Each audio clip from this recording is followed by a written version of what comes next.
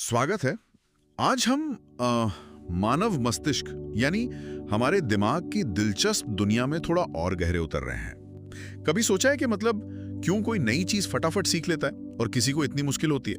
हाँ, या फिर कुछ लोग होते हैं जो कितने भी प्रेशर में हो एकदम शांत फोकस्ड रहते हैं। कमाल है। बिल्कुल। तो आज हम ना जॉन मेडिना की किताब है ब्रेन रूल्स, दिमाग के कुछ बुनियादी लेकिन बड़े पावरफुल नियमों को समझने की कोशिश करेंगे। हाँ, ये रूल्स काफी प्रैक्टिकल हैं। वही हमारा मकसद यही है कि इन नियमों से वो जरूरी जानकारी और आइडियाज निकालें जिन्हें हम अपनी रोज की जिंदगी में इस्तेमाल कर सकें। मतलब चाहे तेजी से सीखना हो या याददाश्त बेहतर करनी हो, या फिर आजकल की दुनिया में फोकस बनाए रखना हो, जो खुद में एक चैलेंज है। हाँ, सही कहा। तो चलिए शुरू करते हैं दिमाग के इन रहस्यों को समझने का ये सफर। जरूर। तो पहला नियम सुनने में बड़ा सीधा लगता है, पर है शायद सबसे जरूरी। दिमाग वहीं सीखता है जहां ध्यान जाता है। हाँ, ये तो है। हम सबने महसूस किया ये। कोई अच्छी मूवी देख रहे हो तो टाइम का पता ही नहीं चलता, है ना? बिल्कुल घंटों निकल जाते हैं। और वही अगर कोई बोरिंग सी मीटिंग हो तो 10 मिनट भी पहाड़ लगते हैं। ऐसा क्यों है? क्या ये सिर्फ बोरियत का खेल है? नहीं, ये बोरियत से ज्यादा दिमाग के काम करने का एक कोर तरीका है। दिमाग उसी इंफॉर्मेशन को ठीक से प्रोसेस करता है जिस पर हमारी पूरी अटेंशन, मतलब पूरा ध्यान लगा हो। अच्छा। जॉन मेडिना तो साफ कहते हैं कि हमारा दिमाग मल्टीटास्किंग यानी एक साथ कई काम करने के लिए बना ही नहीं है। हैं? लेकिन हम तो करते हैं, फोन चलाते हुए टीवी देखना, कुछ और सोचना। हाँ, हमें लगता है कि हम कर रहे हैं, पर वो असल में मल्टीटास्किंग नहीं है, वो है टास्क स्विचिंग। टास्क स्विचिंग मतलब एक काम से दूसरे पर कूदना। एग्जैक्टली। और हर बार जब दिमाग एक काम से, मान लीजिए ईमेल से हटकर फोन नोटिफिकेशन पर जाता है और फिर वापस ईमेल पर आता है, हाँ। तो उसे दोबारा फोकस जमाने में ना थोड़ी मेंटल एनर्जी खर्च करनी पड़ती है। अरे वाह। एक छोटा सा रीफोकस टैक्स लगता है हर बार। अरे वाह, रीफोकस टैक्स, ये अच्छा टर्म है। हाँ, और वीडियो समरी में जो प्रयोग बताया गया उसमें साफ दिखा, जब लोगों ने एक काम पर फोकस किया तो उनका परफॉर्मेंस बढ़िया रहा। लेकिन जैसे मल्टीटास्किंग शुरू की, मतलब 2-3 काम एक साथ करने की कोशिश की, तो उनकी काम करने की क्षमता, एफिशिएंसी, वो 40% तक गिर गई। 40%? हाँ, और गलतियां करने की संभावना 3 गुना बढ़ गई। बाप रे, ये तो बहुत ज्यादा है। मतलब हम सिर्फ धीमे नहीं होते, हम गलतियां भी ज्यादा करते हैं। बिल्कुल। दिमाग को एक स्पॉटलाइट की तरह समझें, जहां रोशनी है वही साफ दिखेगा। मल्टीटास्किंग में हम वो स्पॉटलाइट स्टैंडिंग इधर उधर घुमाते रहते हैं जी। नतीजा सब कुछ धुंधला। तो इसका सीधा मतलब है कि एक वक्त में एक काम पर टिके रहना, ये सिर्फ काम जल्दी खत्म करने के लिए नहीं है, नहीं, बल्कि ये दिमाग की एनर्जी बचाने और शायद ज्यादा गहरा, ज्यादा क्रिएटिव काम करने का तरीका है। वाह, ये जानना जरूरी था। बिल्कुल। चलिए अब आते हैं नींद पर। नींद को तो अक्सर लोग मतलब बस जरूरी मानते हैं शरीर के लिए, कई बार तो टाइम वेस्ट भी समझते हैं। हाँ, कम सो ज्यादा काम करो वाला कल्चर जो है वही। लेकिन ब्रेन रूल्स के हिसाब से नींद दिमाग के लिए क्या है? क्या ये सिर्फ एक रिचार्ज बटन है? रिचार्ज बटन से कहीं ज्यादा। आप इसे दिमाग का जरूरी मेंटेनेंस साइकिल कह सकती हैं। मेंटेनेंस साइकिल मतलब जब हम सो रहे होते हैं हमारा दिमाग बंद नहीं होता, वो बहुत जरूरी काम कर रहा होता है। आप इसे दिमाग की रात वाली सफाई या फाइल ऑर्गेनाइजेशन जैसा समझ सकती हैं। अच्छा, क्या करता है वो? दिन भर हमने जो भी सीखा, जो भी अनुभव किया, उन सारी जानकारियों को वो प्रोसेस करता है। जो जरूरी यादें हैं उन्हें शॉर्ट टर्म से लॉन्ग टर्म मेमोरी में डालता है, उन्हें मजबूत करता है। और जो फालतू की जानकारी है या जो इमोशनल कचरा है उसे साफ करता है, ताकि अगली सुबह दिमाग फ्रेश स्टार्ट कर सके। अरे वाह, तो मतलब नींद में असल में लर्निंग और मेमोरी पक्की हो रही होती है। हाँ बिल्कुल। इसीलिए अगर नींद पूरी ना हो तो ये पूरा प्रोसेस गड़बड़ा जाता है। तो फिर अगली सुबह न सिर्फ थकान लगती है बल्कि फोकस भी कमजोर होता है, मूड चिड़चिड़ा रहता है और नई चीजें सीखना या प्रॉब्लम सॉल्व करना सब मुश्किल हो जाता है। हाँ, ये तो महसूस किया है। इसीलिए तो जो स्टूडेंट्स अच्छी नींद लेते हैं वो एग्जाम में बेहतर करते हैं, और ऑफिस में भी जो लोग औसगुरुख्त होते हैं वो ज्यादा क्लियर सोचते हैं, बेहतर डिसीजन लेते हैं। ये कोई इत्तेफाक नहीं है। तो अगली बार जब देर रात तक जागने का मन करे तो ये याद रखना होगा कि शायद हम सोने के कुछ घंटे बचाकर दिन भर की मेहनत पर पानी फेर रहे हों। बिल्कुल। स्मार्ट काम करने का मतलब स्मार्ट तरीके से आराम करना भी है। सही बात। अब आते हैं अगले नियम पर। ये सुनने में थोड़ा पुराना लग सकता है, पर दिमाग के लिहाज से बड़ा रेवोल्यूशनरी है। हिलाओ तन, जगाओ मन, मतलब फिजिकल एक्सरसाइज। हाँ, एक्सरसाइज। ये सिर्फ बॉडी के लिए नहीं, दिमाग के लिए भी जरूरी है। कैसे? हाँ जी, बिल्कुल। जॉन मेडिना का एक बड़ा फेमस कोट है। वो कहते हैं, इंसानी दिमाग तब विकसित हुआ जब हम मीलों चल रहे थे। अच्छा। हमारा दिमाग एक जगह घंटों बैठे रहने के लिए बना ही नहीं है। ये चलने, फिरने, दौड़ने, एक्सप्लोर करने के लिए बना है। तो जब हम कसरत करते हैं, चाहे वो तेज चलना हो, दौड़ना हो, डांस हो, कुछ भी, हाँ। तो दिल तेज धड़कता है, ब्लड सर्कुलेशन बढ़ता है, और ये जो बढ़ा हुआ ब्लड फ्लो है, ये ऑक्सीजन से भरपूर खून तेजी से दिमाग तक पहुंचाता है। ओके, तो दिमाग को ज्यादा ऑक्सीजन मिलती है। हाँ, जो कि दिमागी सेल्स के लिए फ्यूल जैसा है।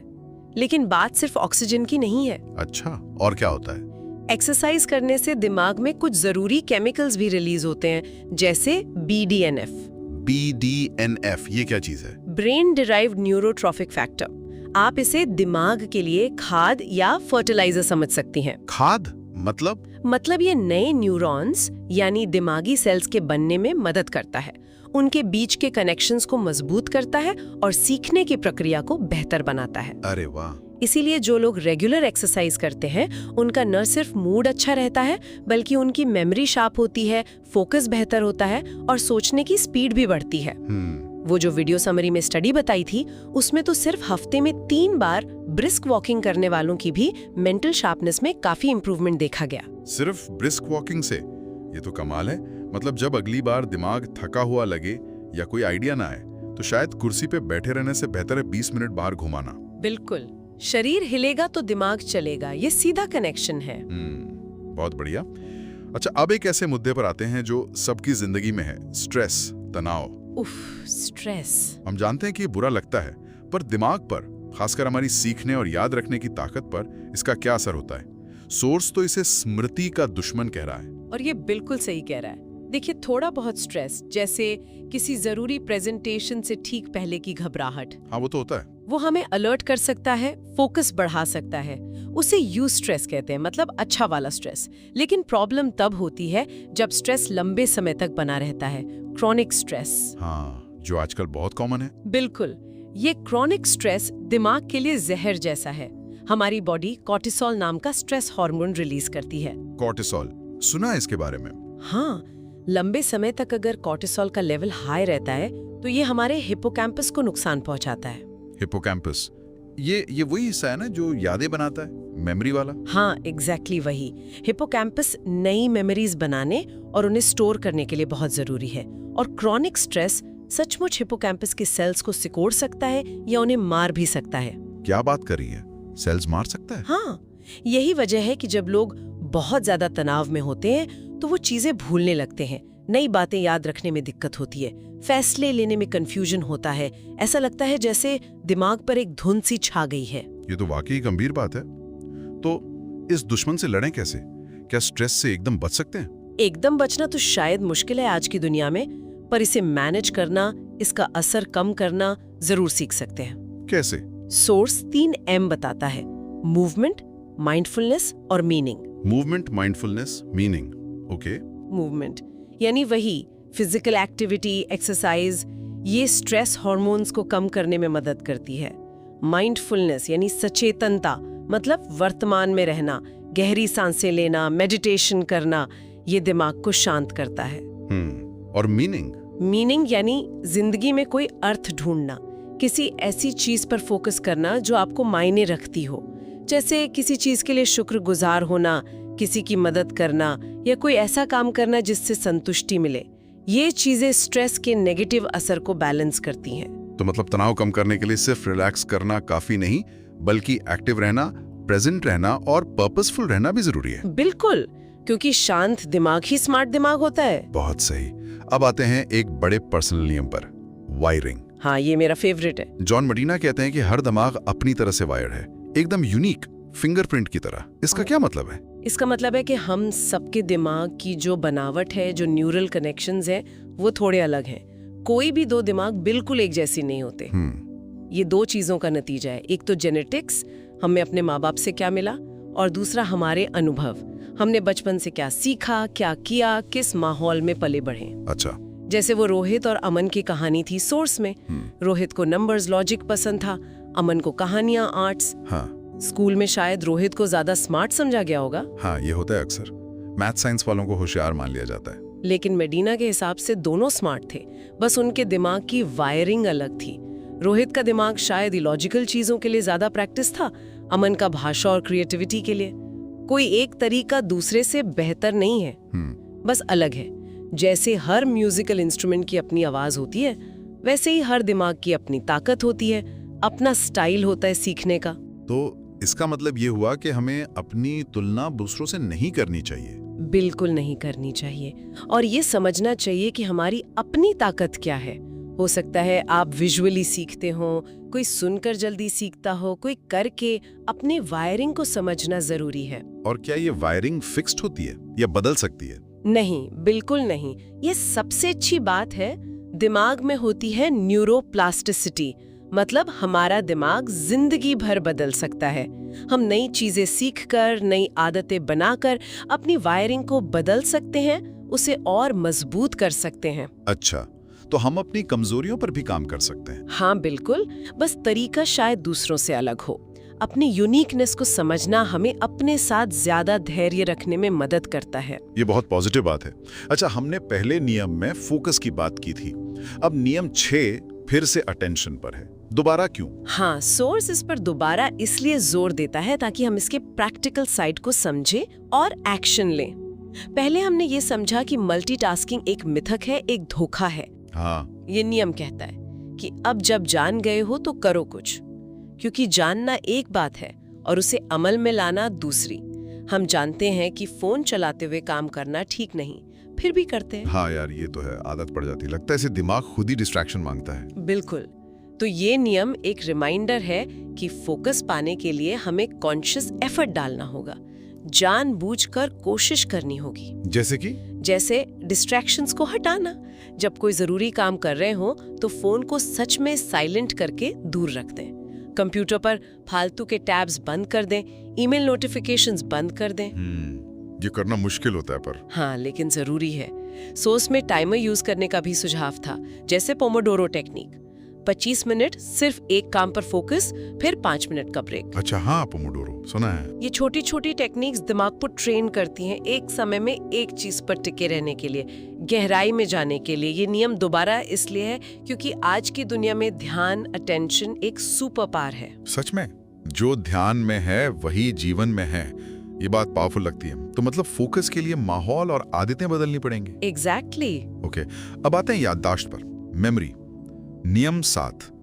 हम सब चाहते हैं कि याददाश्त तेज हो, पढ़ा हुआ याद रहे, लोगों के नाम याद रहे, पर होता उल्टा है अक्सर। हाँ, भूलना तो आम बात है। दिमाग कैसे तय करता है कि क्या याद रखना है, क्या भुलाना है? देखिए, मजे की बात यह है कि दिमाग असल में भूलने के लिए ही बना है। हैं? भूलने के लिए? हाँ, सोचिए अगर हमें अपनी जिंदगी की हर छोटी बड़ी बात, हर चेहरा, हर अनुभव याद रहता तो दिमाग इंफॉर्मेशन के बोझ से फट जाता। हाँ, ये भी है। तो भूलना एक तरह का फिल्टर है। अब सवाल है कि जरूरी चीजें लॉन्ग टर्म मेमोरी में कैसे जाएं? जानकारी पहले जाती है शॉर्ट टर्म मेमोरी में, जो बहुत टेम्पररी होती है। जैसे फोन नंबर सुना और डायल करते ही भूल गए। हाँ बिल्कुल। अब अगर उसे टिकाऊ बनाना है, लॉन्ग टर्म में भेजना है, तो दिमाग को सिग्नल देना पड़ता है कि भाई ये जरूरी है। और वो सिग्नल कैसे दें? रट्टा मारकर? रट्टा मारना शायद सबसे कम असरदार तरीका है। जैसे वो रिया की कहानी थी सोर्स में, रटती थी और भूल जाती थी। हाँ, तो सही तरीका क्या है? लॉन्ग टर्म मेमोरी बनाने के लिए इंफॉर्मेशन को मीनिंगफुल बनाना पड़ता है। सोर्स 3 चीजें बताता है: रिपीट, रिलेट और rest. Repeat, relate, rest, RR। हाँ, कह सकते हैं। रिपीट मतलब जानकारी को थोड़े थोड़े गैप पर दोहराना। सिर्फ एक बार पढ़ने से काम नहीं बनता। स्पेस्ड रेपिटेशन कहते हैं इसे। इसे मेमोरी का निशान गहरा होता है। अच्छा, और रिलेट? रिलेट मतलब नई जानकारी को अपनी पुरानी जानकारी, अपने अनुभवों या किसी कहानी, किसी इमेज से जोड़ना, उसे कोई मतलब देना। जब जानकारी का कोई कॉन्टेक्स्ट होता है तो वो दिमाग में आसानी से चिपक जाती है। जैसे किसी का नाम याद रखने के लिए उसके चेहरे की किसी खास बात से जोड़ना। बिल्कुल। या कोई कॉन्सेप्ट समझने के लिए उसे अपनी जिंदगी के किसी उदाहरण से जोड़ना। और तीसरा R, रेस्ट। यहाँ फिर से नींद आ गई। हाँ जी, रेस्ट, खासकर अच्छी नींद। जैसा हमने पहले भी कहा नींद के दौरान ही दिमाग सीखी हुई चीजों को कंसोलिडेट करता है, मतलब पक्का करता है। वो शॉर्ट टर्म से लॉन्ग टर्म में ट्रांसफर करता है। तो मतलब अगर कुछ याद रखना है तो उसे दोहराओ, किसी चीज से जोड़ो और फिर सो जाओ। बिल्कुल, ये तिकड़ी मेमोरी के लिए बहुत पावरफुल है। दोहराना, जोड़ना और आराम देना। सुनने में सिंपल है, पर शायद हम अक्सर रेस्ट वाला पार्ट मिस कर जाते हैं। हाँ, वो सबसे ज्यादा नजरअंदाज होता है। और लीजिए नियम 8, फिर से नींद पर। मतलब जॉन मेडिना नींद को लेकर बहुत सीरियस हैं। अरे हाँ, बहुत ज्यादा, और सही भी है। इस बार नींद के बारे में क्या अलग बात है? पहले हमने मेमोरी कंसोलिडेशन और सफाई की बात की, अब क्या? इस बार फोकस थोड़ा अलग है। नींद सिर्फ यादें पक्की करने या दिमाग साफ करने के लिए नहीं है, ये क्रिएटिविटी और प्रॉब्लम सॉल्विंग के लिए भी एक सीक्रेट वेपन है। क्रिएटिविटी नींद में? हाँ, कभी ऐसा हुआ है कि आप दिन भर किसी प्रॉब्लम में अटके हुए हो, कोई हल न सूझ रहा हो, हाँ, होता है। और फिर रात को सोकर उठे और सुबह अचानक से आहा मोमेंट आता है, कोई नया आइडिया या हल मिल जाता है। हाँ, कई बार हुआ है। लगता है जैसे रात में दिमाग ने खुद ही काम कर लिया। बिल्कुल, वो करता है। सोते समय खासकर जो REM स्लीप होती है, उसमें हमारा दिमाग अलग अलग आइडियाज, अलग अलग मेमोरीज के बीच बड़े अनोखे अनएक्सपेक्टेड कनेक्शंस बनाता है। अच्छा। ये दिन की लॉजिकल सोच से थोड़ा अलग होता है।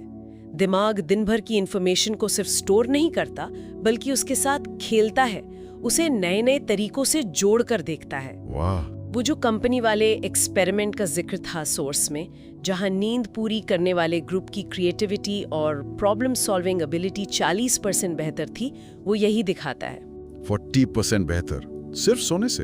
हाँ, दिमाग को वो रीसेट और रिकनेक्ट का टाइम मिलता है। थका हुआ, बिना आराम वाला दिमाग कभी नए आइडियाज नहीं सोच सकता। तो ये नियम याद दिलाता है कि कम सोना या लगातार काम करते रहना, ये शायद हमें प्रोडक्टिव बनाने के बजाय हमारी क्रिएटिविटी को मार रहा है। सही। दिमाग एक सुपर कंप्यूटर है जिसे रोज रात को ठीक से शट डाउन और रीब्यूट करने की जरूरत है, ताकि वो अपनी फुल कैपेसिटी पर चल सके। मेहनत करें, लेकिन समझदारी से आराम भी करें। ये बात गांठ बांध लेनी चाहिए। बिल्कुल। तो जॉन मेडिना का ब्रेन रूल्स पर आधारित इस बातचीत से हमने दिमाग के काम करने के कुछ वाकई बड़े काम के नियम समझे हैं। हाँ, काफी इंसाइटफुल रहे। मतलब फोकस की ताकत को समझना, मल्टीटास्किंग के जाल से बचना, नींद और क्रिएटिविटी के लिए भी रेगुलर एक्सरसाइज को दिमाग की कसरत मानना, स्ट्रेस को मैनेज करना सीखना, अपनी यूनिक वायरिंग की इज्जत करना, और मेमोरी बनाने के सही तरीके रिपीट, रिलेट, रेस्ट। हाँ, ये सब मिलकर वाकई हमारे दिमाग की पोटेंशियल को अनलॉक करने में मदद कर सकते हैं। बिल्कुल, ये नियम सिर्फ जानने के लिए नहीं है, बल्कि अपनाने के लिए है। सही कहा। हर नियम एक छोटा सा बदलाव लाने का मौका देता है, और यहीं से एक सवाल मन में आता है जिस पर शायद हमारे सुनने वाले सोच सकते हैं। हाँ, जरूर। इन 8 नियमों को जानने के बाद वो कौन सी सिर्फ एक छोटी सी आदत है जिसे आप आज या कल से बदल सकते हैं? कुछ ऐसा जो आपके दिमाग को थोड़ा और बेहतर बनाने की तरफ पहला कदम हो। अच्छा सवाल है। शायद सिर्फ 10 मिनट की वॉक रोज शुरू करना, या शायद सोते समय फोन को बेडरूम से बाहर रखना। हाँ, कोई भी छोटा सा कदम, क्योंकि छोटे बदलाव ही अक्सर बड़े नतीजों तक ले जाते हैं। बिल्कुल। उम्मीद है दिमाग के इन सिद्धांतों की इस चर्चा से सभी को कुछ नया सीखने को मिला होगा और अपने दिमाग को और पावरफुल बनाने की इंस्पिरेशन मिली होगी। उम्मीद तो यही है।